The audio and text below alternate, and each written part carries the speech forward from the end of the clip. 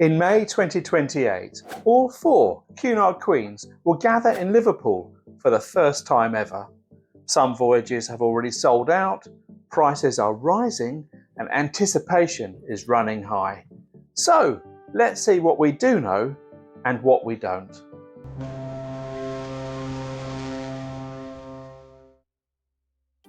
Liverpool, the home of the Beatles, ferries across the Mersey, and Ken Dodd, and also the historic home of Cunard since 1840.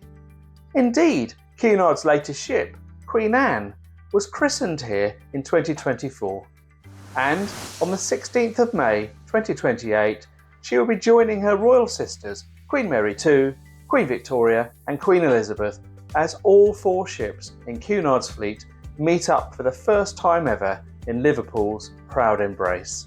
It's called the 4 Queens Celebration. In this video, we'll see what we do know so far, including the voyages Cunard has planned around the event.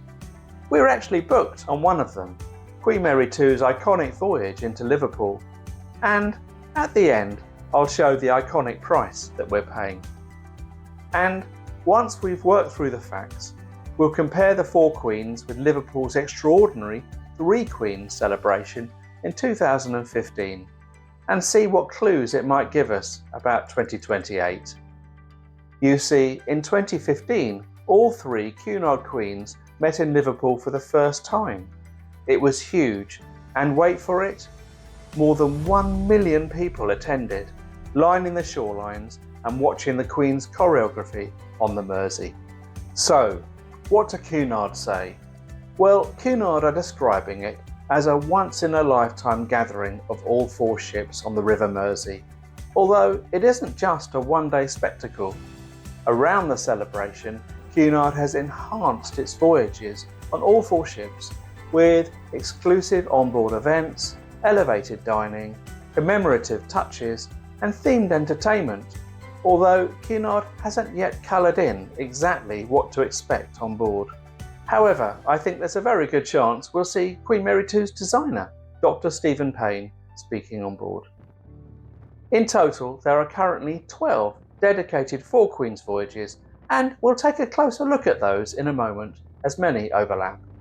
Cunard has also confirmed that Queen Mary II's arrival into Liverpool will be particularly historic, as it marks Cunard's first eastbound transatlantic arrival from New York into Liverpool since RMS Sylvania berthed at Prince's Landing Stage on the 18th of November 1966. And perhaps most importantly, Cunard has made it clear that this is intended to be more than a routine port call. They are positioning the 4 Queens celebration as a homecoming to the city where the company was founded in 1840, bringing together Liverpool, Cunard and all 4 Queens in a way that has never happened before. So, that's the broad picture. But what exactly will each ship be doing, and which voyages put you right at the heart of the celebration? Now, regular viewers will know that I love a good map and date plans, and so it's time to get the maps out. Let's start with Cunard's flagship, Queen Mary II. As the world's only ocean liner, she remains the jewel in Cunard's crown and is likely to be the star attraction.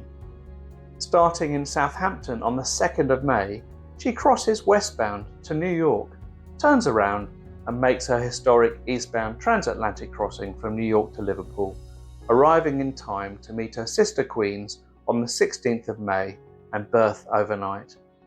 This voyage, M814A, was one of the first to sell out, although don't take that too literally. I'll come back to availability later. Then on the 17th of May, she departs Liverpool for a 4-night sailing to Southampton via Cove in Ireland. Interestingly, this voyage isn't currently on sale, and it may yet appear as a separate booking opportunity. If it does, it could be an attractive option for anyone planning to attend the celebrations shoreside before joining Queen Mary II afterwards. From Southampton on the 21st of May, she embarks on a 14-night Mediterranean voyage calling at Cadiz, Barcelona, Marseille, Livorno, Malaga and Vigo. That's noteworthy because Queen Mary II rarely visits the Mediterranean, and this will be her first voyage there in more than 3 years. Finally, she rounds off her Four Queens programme with a westbound transatlantic crossing back to New York. Interestingly, this crossing is scheduled to take 8 days rather than the usual 7, and if you know why, do let us know in the comments. From Cunard's eldest queen to her youngest, Queen Anne. She leaves Southampton on the 2nd of May also, after calling at Hamburg to pick up additional passengers. Explores Scandinavia, calling at Aarhus, Visby, Stockholm, Oslo, Liverpool, and then returns to Southampton on the 18th. Her arrival into Liverpool is on the 15th, and that's significant because she will already be alongside before the celebrations begin, spending the night in port before vacating her berth for Queen Mary II on the 16th. We'll come back to the choreography of all 4 ships a little later. Next up is Queen Victoria. Her Britain and Ireland voyage leaves Southampton on the 5th of May, calling at Newhaven for Edinburgh, Aberdeen, Invergordon, Kirkwall in the Orkney Isles, scenic cruising around the Isle of Mull, then Killybegs and Belfast, before arriving on the Mersey for the big day. One important point to note is that despite Liverpool being central to the itinerary, neither Queen Victoria nor Queen Elizabeth is scheduled to berth. Their role is scenic cruising and participation in whatever choreography Cunard has planned. After the celebrations, Queen Victoria continues to Holyhead in Wales before returning to Southampton on the 19th of May. Finally, Queen Elizabeth. Her 6-night voyage leaves Southampton on the 12th of May, calls at Le Havre, then heads to Liverpool on the 16th of May for scenic cruising before returning to Southampton on the 18th of May. We don't see much of Queen Elizabeth in the UK these days, as she spent most of her time in North America since 2024, so perhaps it's no surprise that her shorter Four Queens voyage has proved extremely popular, repeatedly moving between sold out and available status as cabins come and go. And putting all these routes together, this is what the overall Four Queens programme looks like.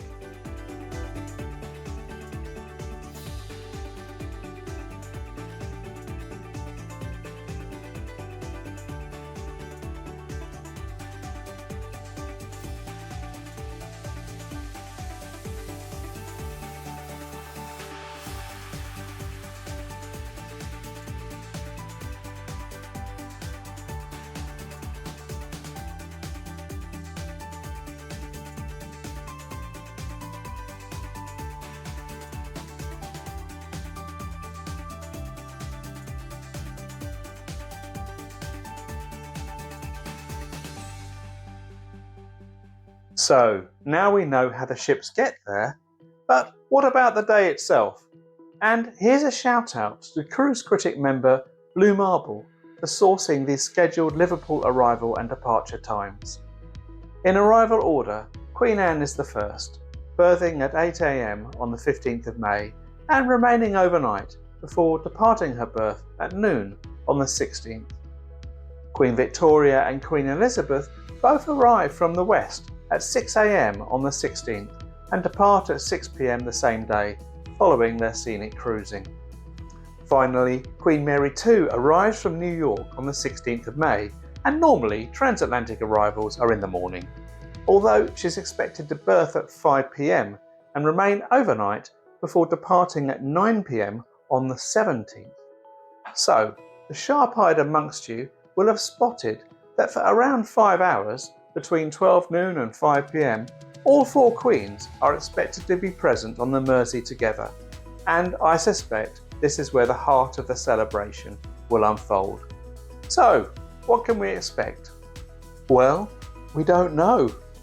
Katie McAllister, Cunard's president, has described it as an unforgettable day and said visitors will be able to enjoy the spectacle from the shore.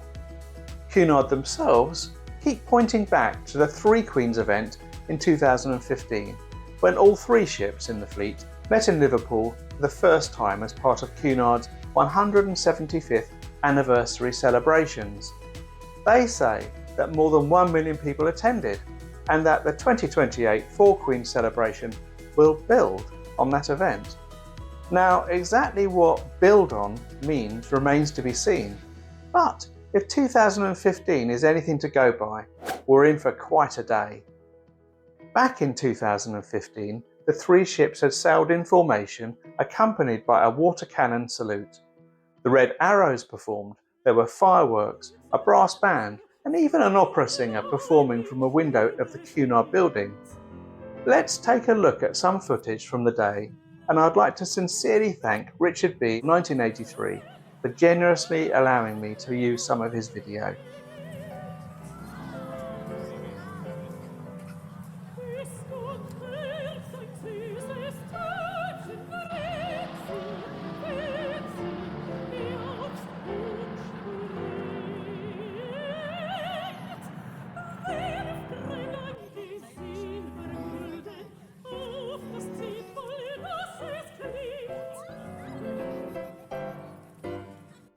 And here's another clue as to just how much Liverpool values its connection with Cunard.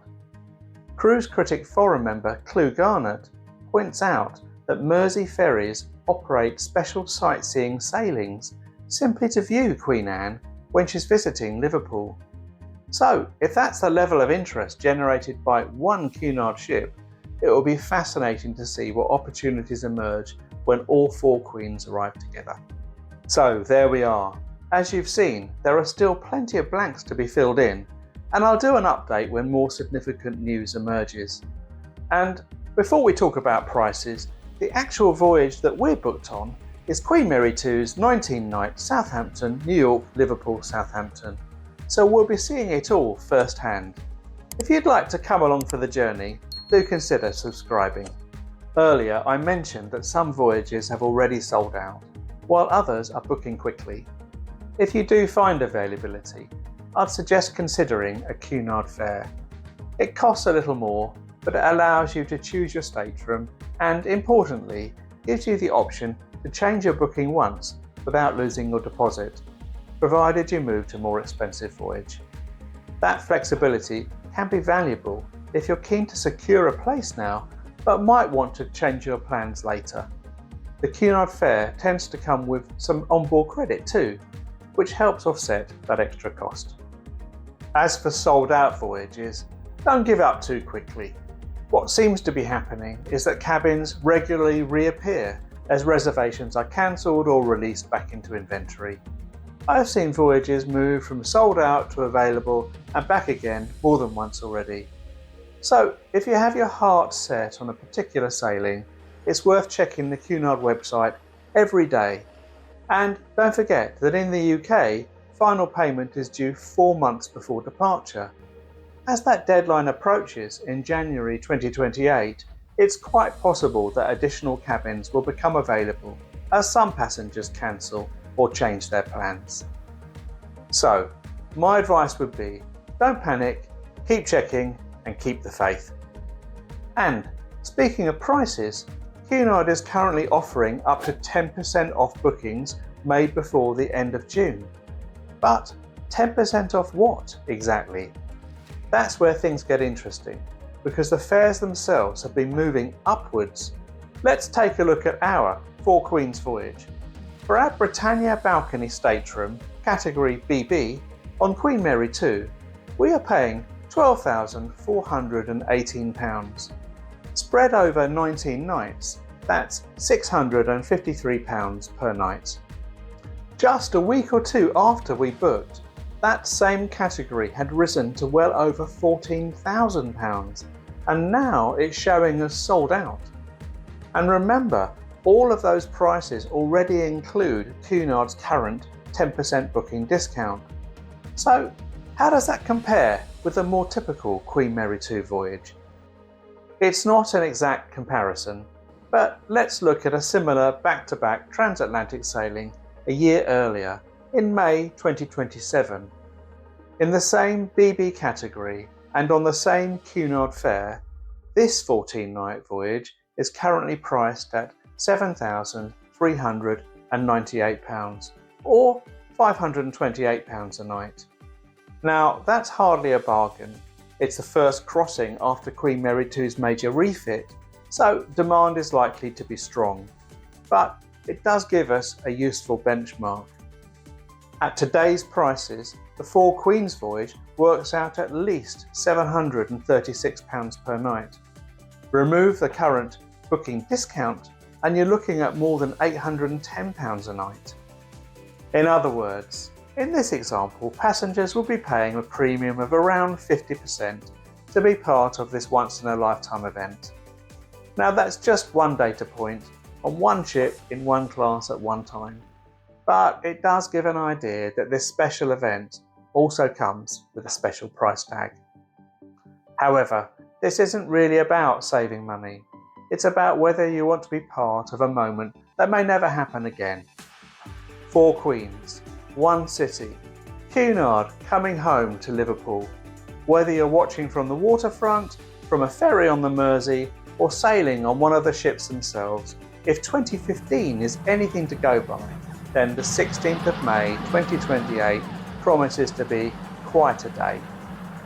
And if you'd like to see what a transatlantic crossing on Queen Mary II is actually like, including life on board and those famous Atlantic Sea days, I've linked my crossing video here.